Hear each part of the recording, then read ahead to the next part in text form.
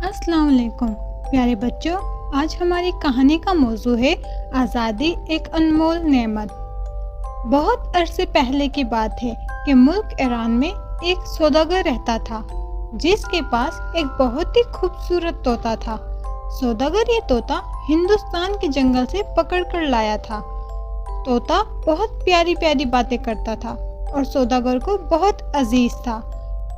एक मर्तबा सौदागर को तिजारत के सिलसिले में हिंदुस्तान जाना पड़ा।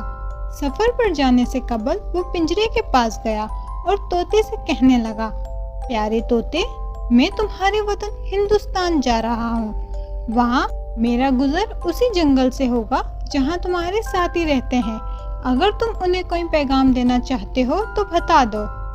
तोते ने जवाब दिया, मालिक, आप मेरे दोस्तों को सिर्फ इतना कह दें कि वो तो बड़े मजे से वतन के जंगल में रहते हैं, आज़ाद फिजाओं में सांस लेते हैं, मगर मैं बदनसीब वतन से दूर इस पिंजरे में बंद उनसे मिलने के लिए तड़प रहा हूँ। जब सौदागर हिंदुस्तान पहुँचा तो अपने काफिले के हमरा उसका गुजर उसी जंगल से हुआ जहाँ तोते के दोस्त रहते थे। वहाँ बहुत से खूबसूरत तोते दरख्तों पे बैठे थे। उन्हें देखकर सौदागर को अपने तोते का पैगाम याद आ गया और उसने बुलंद आवाज में उन्हें वो पैगाम सुना दिया। जैसे ही सौदागर ने अपनी बात खत्म की तो एक तोते की हालत खराब हो गई। वो बुरी तरह थरथराने लगा और दरख्त की शाख से गिरकर दम तोड़ दिया। ये देखकर सौदागर को बहुत अफसोस हुआ। उसने सोचा कि शायद ये मेरे तोते का करीबी रिश्तेदार था जो उसका दर्दनाक पैगाम सुनते ही चल बसा।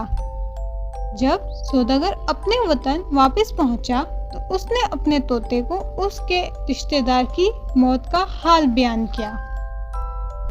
सौदागर की बात सुनते ही तोते ने झुरझुरी ली और पिंजरे के फर्श पर गिरकर तड़पने लगा। थोड़ी ही देर में उसकी आंख पथरा गई और जिस्म बेजान हो गया। अपने प्यारे तोते की मौत पर सौदागर बहुत गमज़दा हुआ और उसने खूब आंसू बहाए।